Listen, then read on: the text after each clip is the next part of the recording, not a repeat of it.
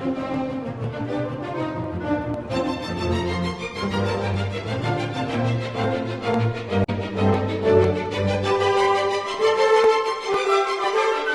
quero fazer uma revisão, porque alguma coisa se perdeu, talvez, na eletrostática. Não que tenha se perdido, só relembrar por que é importante definir potenciais na teoria eletromagnética. Então, uma revisão da eletrostática. Como é que a gente resolveu na eletrostática? A eletrostática se resume a duas equações, né? Você tem a divergência do campo e o rotacional do campo.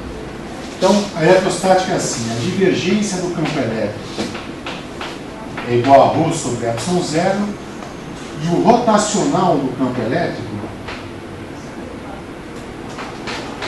igual a zero. É claro que se a gente tiver dinâmica, campos independentes do tempo, só que tem um outro termo que aparece aqui, né? Mas eletrostática é só isso aqui. Essa é a chamada equação homogênea, essa é a chamada equação não homogênea. E lembra, né? Segundo o teorema de Helmholtz, se eu conheço o rotacional e a divergência do campo elétrico, mais o contorno, se caso o espaço vazio, o contorno diz, lá no infinito o campo tem que ir a zero. Então ele fica completamente definido. Esta equação homogênea nos permitiu definir um potencial. Lembra disso? Então, se o campo tem um rotacional nulo, a gente pode descrever o campo elétrico como sendo o negativo do gradiente de um campo escalar V. Então, a equação homogênea nos permitiu escrever definir o potencial. A dinâmica do potencial é dada pela equação não homogênea. Qual a equação satisfeita por V? Então, agora que eu venho com essa expressão e substituo aqui. Então, eu digo o seguinte, então, a divergência do gradiente do potencial, ou seja, a divergência de E, é igual a ρ a menos ρ sobre ε0. A divergência do gradiente é o laplaciano. Então, a gente tem a equação que o laplaciano de V é igual a menos ρ sobre ε0. Então, a equação homogênea define o potencial, a equação não homogênea me dá a dinâmica dele. E a solução dessa equação a gente conhece também, né? Essa aqui é a chamada equação de Poisson, e a solução da equação de Poisson é igual a 1 sobre 4πε0 integral da densidade de cargas do dV' sobre módulo de R menos R. Tá, e qual a vantagem que a gente levou nessa manipulação? É que para calcular agora o campo gerado por cargas com a distribuição, primeiro você calcula uma quantidade escalar. É muito mais fácil somar escalares do que vetores, né? Eu já tenho um ganho aqui. Somamos escalares para depois calcular o campo a partir do gradiente dessa expressão. Então, esse é um ganho enorme aí, né? De fato, isso facilitou a nossa vida. A mesma coisa se aplica agora à magnetostática. Então, vamos escrever as equações da magnetostática. A magnetostática, então, você tem a divergência rotacional do campo B, e as equações são as seguintes. A divergência de B é igual a zero, e o rotacional de B é igual a I0J. Aqui também essa equação está incompleta, isso aqui só vale quando você tem correntes estacionárias, né? Uma situação em que não tem campos variando por tempo. Então, de novo, o campo está definido porque eu dou a divergência rotacional dele. E mais o contorno de que lá no infinito ele vai a zero. Uma equação é homogênea, a outra é não homogênea. A equação homogênea vai nos permitir criar um potencial para ele. Assim. Se o divergente de um vetor é zero, então este vetor pode ser descrito como sendo rotacional de um outro vetor. Por quê? Porque a divergência de um rotacional é identicamente nulo. Capítulo 1 do livro, a gente fez esse exercício. A divergência do rotacional do vetor A é sempre igual a zero. Se você tiver dúvidas, volte e manipule. Tá? Aparentemente você está trocando 6 por meia dúzia aqui, né? Eu estou bobo esse A, ele é o rotacional dele que vai me dar o B. Não é como aqui que eu tinha um campo escalar, né? Que é muito mais fácil de manipulação. Mas vamos com calma. Qual é a equação satisfeita por A? Eu vou para a equação não homogênea agora. Tá? Então, para saber que equação A satisfaz, eu substituo essa expressão aqui em B. Então, eu vou ter assim. O rotacional do rotacional de A, isso é igual a μ0j. Agora, você vai na contracapa do seu livro e procure uma identidade vetorial. Quem é o hot do hot? É o grade da divergência de A menos o laplaciano de A. Isso aqui é igual a μ0j. Repare que se esse termo fosse nulo, nós teríamos uma equação de Poisson para o vetor. Está vendo essa equação de Poisson? É uma equação para o escalar, não é? Esta equação aqui seria 3 equações de Poisson para cada componente do vetor. Laplaciano de AX igual a μ0jx, Laplaciano de AY igual a μ0jy, Laplaciano de AZ igual a μ0jz. Só que esse termo, em geral, pode não ser nulo. Aí que entra uma manipulação que a gente pode fazer com os potenciais, que é chamada liberdade de calibre. Então, presta atenção agora, né? Então, liberdade de calibre.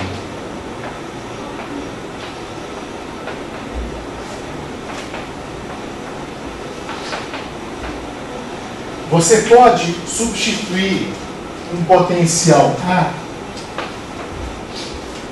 por um potencial A' mais o gradiente de uma função escalar f, sem mudar a física do problema. Então é o seguinte, o a física do problema não está em A, está em B. A quantidade física real é o campo magnético, que é o rotacional de A. Então, se eu substituo o vetor A por um vetor A' mais um gradiente de um campo escalar, a física não se altera. Por quê? O rotacional de A é igual ao rotacional de A' mais o rotacional do gradiente de F, que é igual a zero. O rotacional de um campo gradiente é sempre nulo. Então, daqui eu tenho que, apesar do A ter sido modificado, porque eu somei um termo a ele, o rotacional de A continua sendo igual ao rotacional de A'.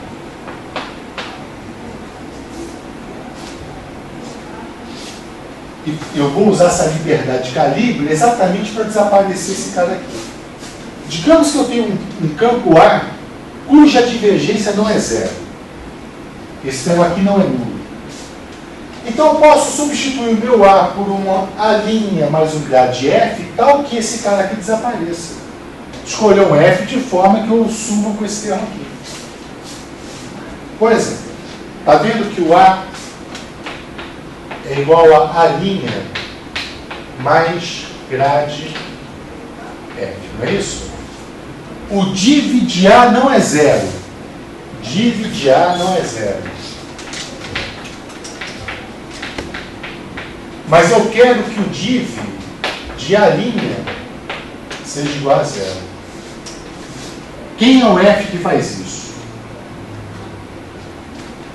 Aplique o div em todos os termos aqui. Não vai ficar assim, ó, div A.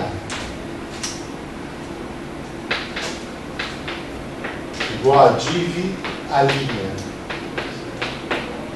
mais div grad f. Correto? Esse cara aqui é o cara que não é nulo. Por hipótese, eu quero que o A' seja tal que sua divergência seja zero. E eu quero descobrir qual é a função que eu devo somar ao A para que isso aconteça. E o gradiente, a divergência disso aqui é Laplaciano de f. Então, o f ele é a solução desta equação aqui, ó, Laplaciano de f igual a divergência de f. Se eu resolver essa equação, eu vou descobrir a função de calibre, que eu somo ao A antigo para cancelar esse termo aqui. Eu estou calibrando o meu potencial. Entendeu? É um gauge, é um calibre. Teorias de calibre, o protótipo de uma teoria de calibre é essa aqui. Ela tem essa importância porque eu posso manipular o meu potencial para desaparecer com alguns termos, por exemplo. Entenderam isso ou não? Então, existe uma função que eu determino que é a solução desta equação tal que quando eu somo com o potencial antigo, eu desapareço com esse termo aqui. Tá? Ok. Então, a minha equação, após calibrar o potencial, a minha equação para o potencial é essa aqui, ó. Então, equação para o potencial vetor.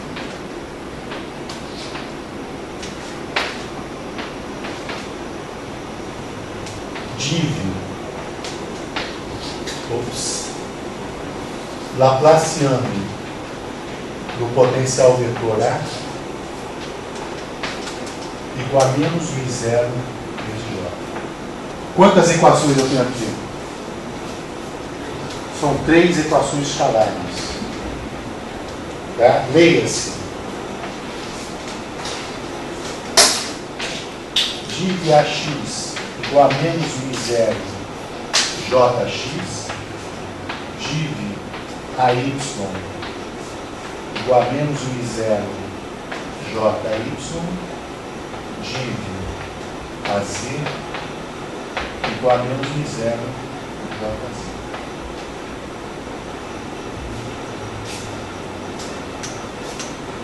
E aí, será que a gente conhece a solução daquela equação ali, daquelas 3 equações?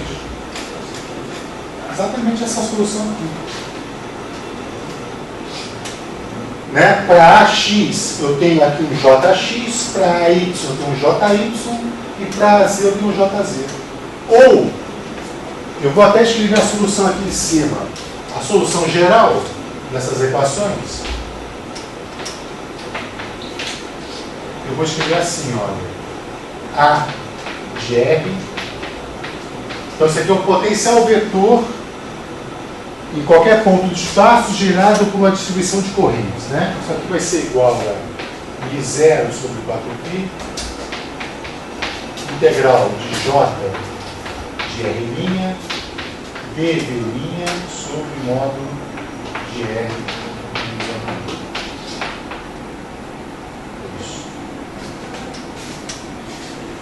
Se eu estiver calculando o potencial vetor devido a uma corrente num fio, eu troco esse JdV por um IDL. Tá? Isso aqui eu posso trocar por um IDL.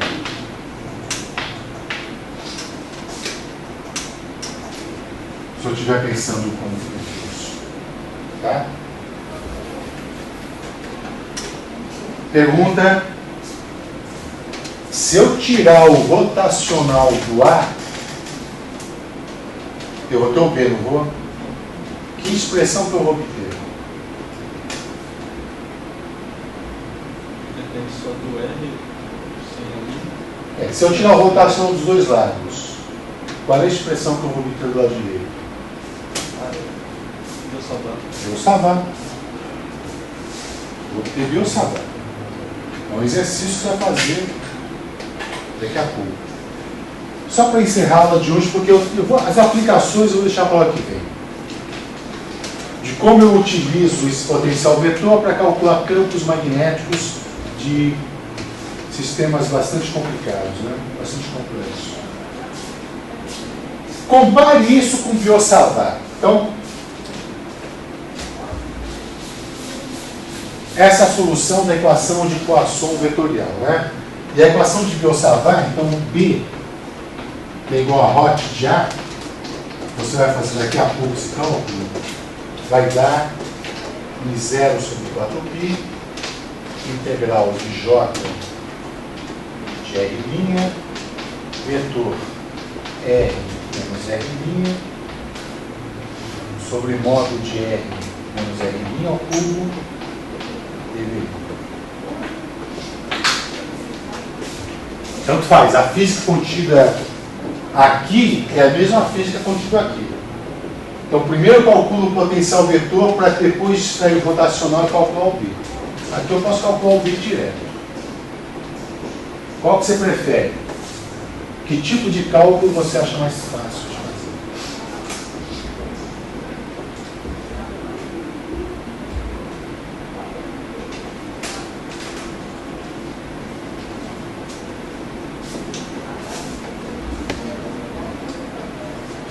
Ou não tem opinião formada?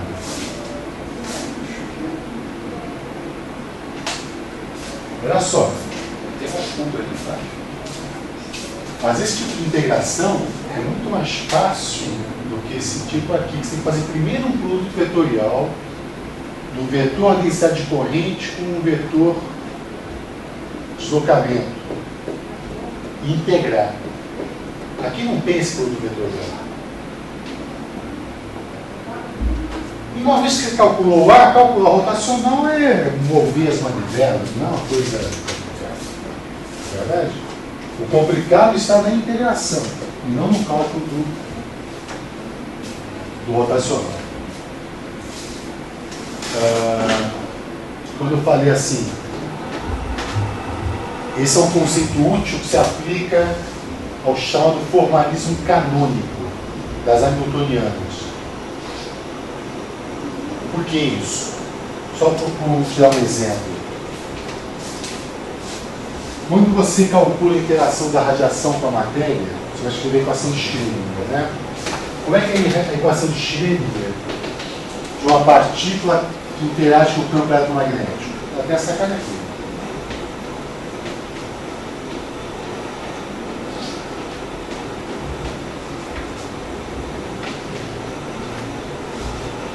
Quem é o H?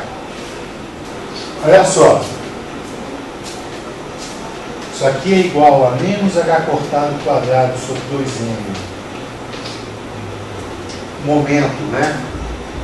Mas aí você substitui o momento pelo momento canônico, que é trocar isso aqui por E sobre CA ao quadrado. Lembra que você troca o P cinético, o P menos E sobre CA? O que você está fazendo aqui. Mas, claro, é ver, por exemplo, você tem interação com potencial escalar. Tudo isso aplicado assim. Então, esta equação te diz como é que é a interação da radiação com a matéria, por exemplo, ou uma partícula no campo eletromagnético. Você não usa nem B, nem E. Você usa os potenciais da equação de Schrödinger. Então, por exemplo, uma partícula no campo magnético uniforme. Como é que o Landau resolveu? Eu tenho que aqui escrever o potencial associado a um campo uniforme e resolver essa equação. Átomo de hidrogênio. Alguém usou campo elétrico no caso do átomo de hidrogênio? Não, você usou o potencial é sobre R. Átomo de hidrogênio no campo magnético uniforme, quando você tem o efeito Zeeman. Então você tem o átomo e tem o campo magnético aqui. Tá? Então eu chamo de formalismo canônico. Você escreve em termos dos potenciais elétricos magnéticos.